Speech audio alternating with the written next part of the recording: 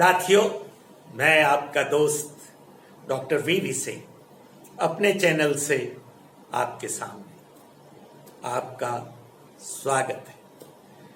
आज जिस विषय पर हम चर्चा करेंगे वो है फेथ, विश्वास। अब आप पूछेंगे कि इस सब्जेक्ट को क्यों चुना। मैं जिन जिन लोगों से बात कर रहा हूं या करता हूं या देखता हूं, मुझे बहुत से लोग हमेशा शक में घेरे में दिखते हैं। हर चीज को लेके उन्हें डाउट है, हर चीज को लेके उन्हें शुबा है, उन्हें शक है। उनका जो स्केप्टिक यानी डाउटफुल बिहेवियर जो है वो जीवन की हर एक्टिविटी में है, चाहे वो परिवार हो, चाहे वो समाज हो, चाहे संस्थाएं हो, चाहे देश हो, चाहे जो भी चीज हो या काम हो, या अपने खुद के द्वारा परफॉर्मेंस है। अक्सर लोग कहते हैं भाई कर तो दिया है, पता नहीं होगा कि नहीं होगा। उनसे मिले तो हैं, इंटरव्यू भी दिया है, होगा कि नहीं होगा। ये सब कहीं ना कहीं हमारी सोच को दर्शाता है। फेथ जो है वो फंडामेंटल टू लाइफ है। हमारी जिंदगी फेथ पे टिकी हुई है। जब हम जन्म लेते हैं या जिस समय हम जन्म ले रहे होते हैं, वो भी एक फेथ होता है कि डिलीवरी नॉर्मल हो जाएगी। हम उस फेथ के ही सहारे धैर्य रखते हैं, उस फेथ से ही हम इंतजार कर पाते हैं, उस फेथ से ही हम ये समझ पाते हैं कि सब कुछ ठीक होगा। Faith is something so wonderful to our life, we just cannot do away with it. तो फिर faith है क्या? Faith is unshakable trust. आप हिला नहीं सकते उसको, unshakable। और doubtless hope, जिसमें कोई जगह नहीं है किसी भी डाउट की, किसी भी संशय की, किसी भी शुबा की। और हमारा कन्विक्शन, हमारा बिलीफ सिस्टम में हमारा कमिटमेंट, हमारे हर उस चीज में जिसको कि हम कर रहे हैं वो सही है, सही होगा, सही ही होना है, ये सभी हमारे फेथ का एक एक्सप्रेशन है। तो फिर फेथ ना होने से होता क्या है साथी? ये जिंदगी इतनी कॉम्प्लेक्स है, इतना इसमें चीजों का विषम परिस्थिति है कि यदि हमें सही रास्ता नहीं दिख रहा है, सही जगह नहीं दिख रही है, सही परिणाम नहीं दिख रहे हैं, तो फिर स्ट्रेस, और स्ट्रेस है तो शांति कहाँ, स्ट्रेस है तो फिर चैन कहाँ।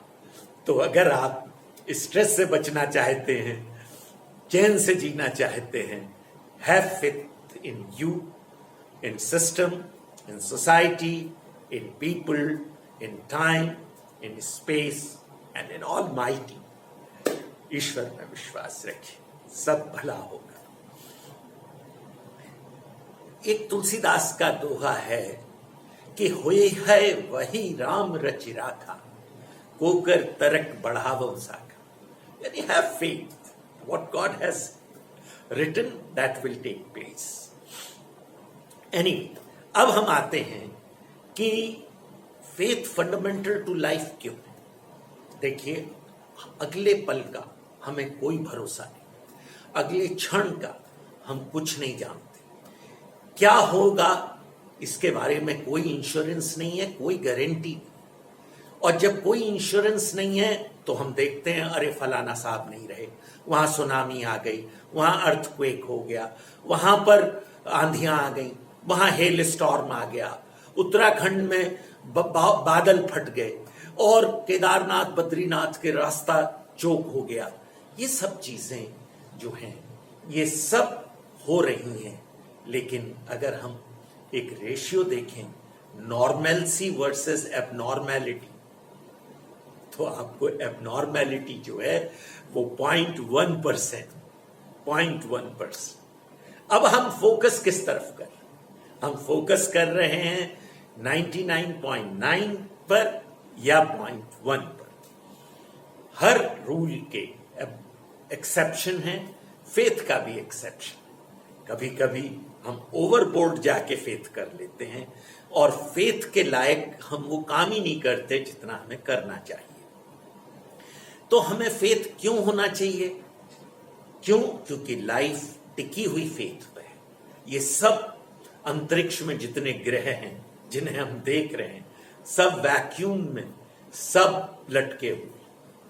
हमारा फेथ है कि ये नहीं गिरेंगे, और ये नहीं गिरे हैं, अरबों करोड़ों साल से नहीं गिरे हैं। तो क्या वजह है कि हमें फेथ होना चाहिए? सबसे पहले, नेचर इज यूनिफॉर्म। अगर ये अंतरिक्ष में प्लैनेट्स, सोलर सिस्टम, स्टार्स और बहुत बड़े बड़े बड़े सूरज, जिनको कि हम कहते हैं कि बिलियंस ऑफ देम इस कॉस्मॉस में हैं, अगर नहीं गिरे हैं तो नहीं गिरेंगे। अगर रात हुई है तो सवेरा होगा, अगर बरसात हुई है तो सूरज भी निकलेगा, अगर तकलीफ हुई है तो आगे अच्छा भी जीवन आएगा। ये जो साइकिल है, यही साइकिल जो है नेचर्स लॉ है। हम पैदा हुए हैं तो हमें एक लाइफ मिली हुई है। ये लाइफ सबको मिली हुई है, जीव में, जंतु में, वनस्पति में, प्राणी जगत में, हर एक पर एक लाइफ साइकिल है। और हमें ये फेथ होना चाहिए कि हम भी अपना पूरा साइकिल करके ही इस दुनिया से गुड बाय करेंगे। Till then we have no reason to doubt. हमें कोई वजह नहीं है कि हम शक करें, शुभा करें। तो सबसे पहला reason why should we have faith is nature's law. The second is there is a continuity in the nature.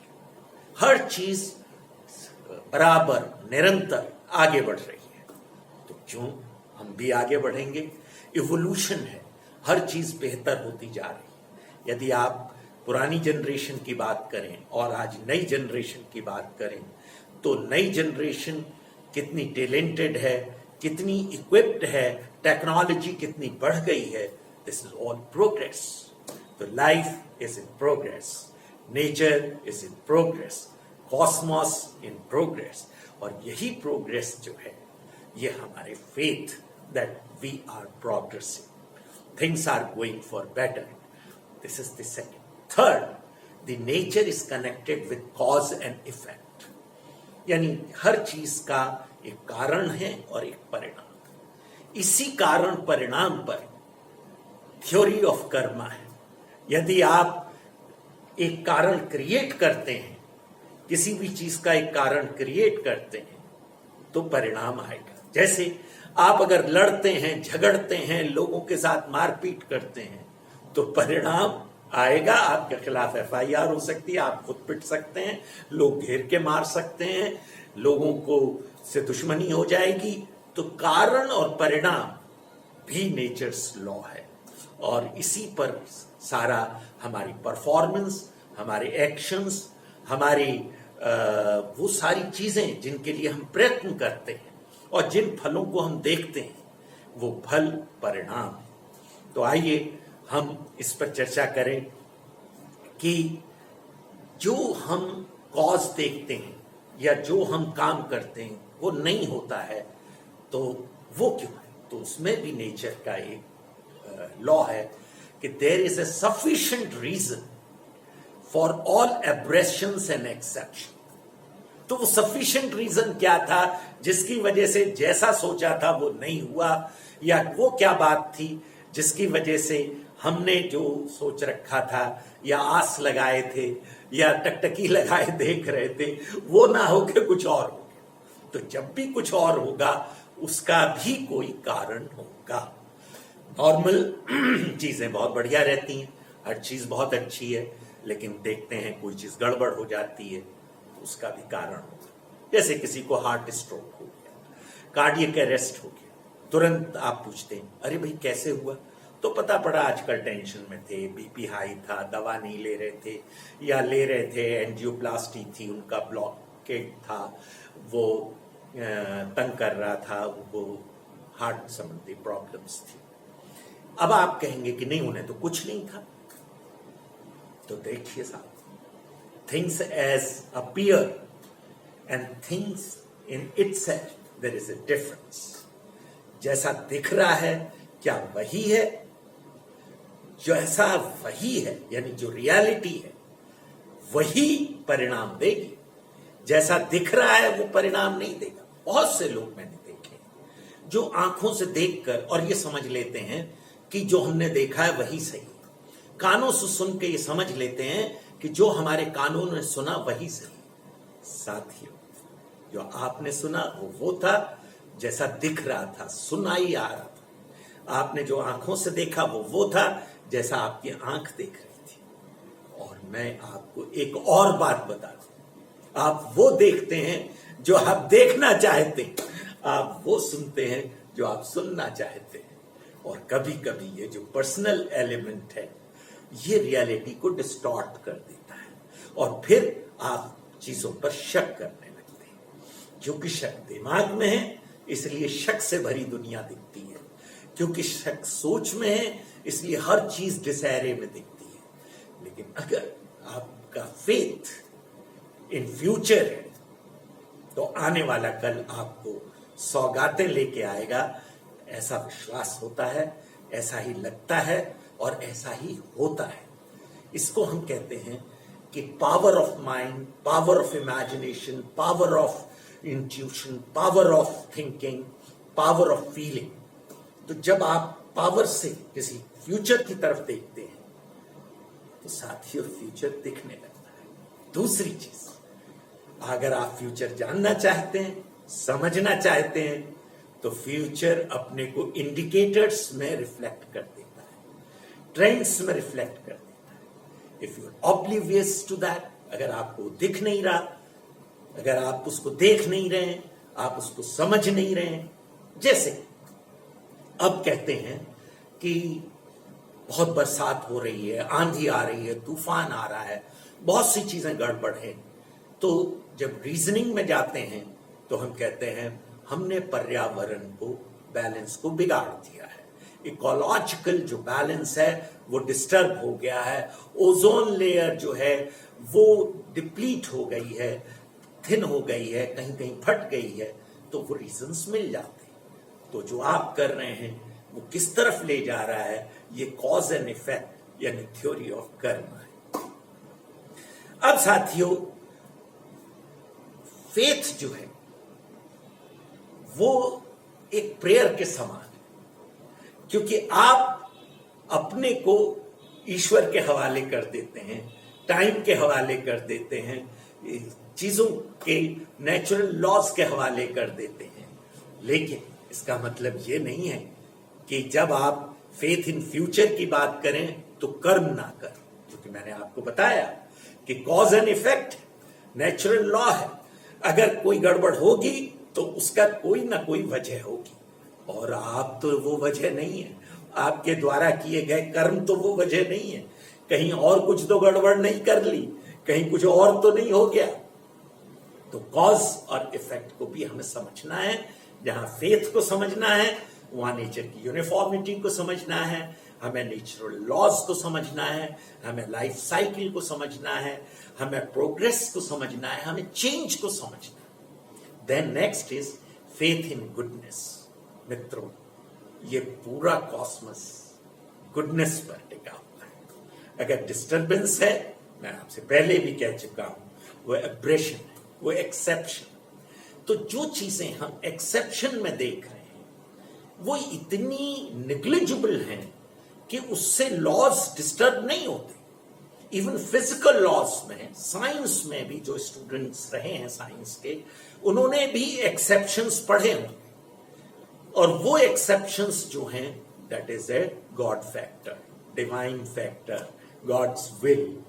तो साथियों, ईश्वर ने कुछ चीजें अपने कंट्रोल में कर ली। इंसान को सारी शक्तियां दी, बौद्धिक शक्ति दी, मानसिक शक्ति दी, शारीरिक शक्ति दी, आध्यात्मिक शक्ति दी, और भी इमेजिनेशन की शक्ति दी, इन्फ्लुएंस की शक्ति दी, काम करने की, उनको समझने की, प्लान करने की, सब शक्तियां दी। एक शक्ति उसने अपने पास रखी, he is the master of everything. और ईश्वर वैसे हैं जैसा आप सोचते हैं। अगर आपको ईश्वर पर शक है, आप कर्म नहीं करेंगे, आप चीजों को नहीं ठीक से करेंगे, और फिर परिणाम हम समझते हैं ईश्वर की वजह से गलत हुए, उसकी वजह हम होते हैं। तो हमें इस चीज को समझना है। तो साथियों, हमें जब ये सब कर रहे हैं तो ये समझना है कि फेथ के क्या फायदे। सबसे बड़ा फेथ का फायदा है कि आपकी होप लाइफ में बनी रहती है, आशाएं जो है बनी रहती हैं, और जब आशाएं बनी रहती हैं तो कर्म बने रहते हैं, और जब कर्म बने रहते हैं तो परिणाम आते ही आते हैं। आप सोचिए, किसान अपने घर का गेहूं लेके और मट्टी में मिला देता है, ये उसका फेथ ही तो है कि इसमें से बीज निकलेगा, फसल उगेगी। और कभी आपने फरवरी मार्च में हिंदुस्तान में घूम के देखा है लहलहाते खेत, उस फेथ का ही परिणाम। तो फेथ जो है वो कर्म के साथ जुड़ा हुआ है। फेथ अकर्मण्य की चीज नहीं है, उन लोगों की चीज नहीं है जो हाथ पे हाथ धरे बैठे। फेथ उनकी चीज है कि मैं अपना पार्ट पूरा करता हूं, सिंसियरिटी से करता हूं, और बाकी मैं ईश्वर पे छोड़ देता हूं। कर्मण्ये अधिकारिस्तु मा फलेषु कदाचन। मां फलेषु कदाचन इसलिए कहा गया है कि वहां मैटर ऑफ फेथ है, वहां मैटर ऑफ फ्यूचर है, वहां मैटर ऑफ अनसर्टेनिटी है, वहां मैटर ऑफ प्रोग्रेस है, कल्मिनेशन। और ये सब होने में टाइम लगता है। और जहां फेथ नहीं है वहां अधीर है, वहां धीरज नहीं, वहां विश्वास नहीं, वहां कर्म नहीं, वहां स्ट्रेस है, एंजाइटी है, लोग परेशान और फिर अपने को बीमार कर लेते। तो आज मैं ये आपसे दरख्वास्त करने आया हूं, साथियों, have faith in your family, faith in yourself, faith in the society, faith in your performance, faith in the system, faith in the government, faith in the nation. Everything will take care of. कुछ आपके द्वारा और कुछ जो आपका faith God element है उसके द्वारा। साथियों, फेथ करते रहिए, ट्रस्ट बनाए रखिए, होप्स बनाए रखिए, किसी चीज से परेशान मत होइए। जिंदगी बहुत खूबसूरत है, अनन्य खूबसूरत है, बला की खूबसूरत है। Faith is a must.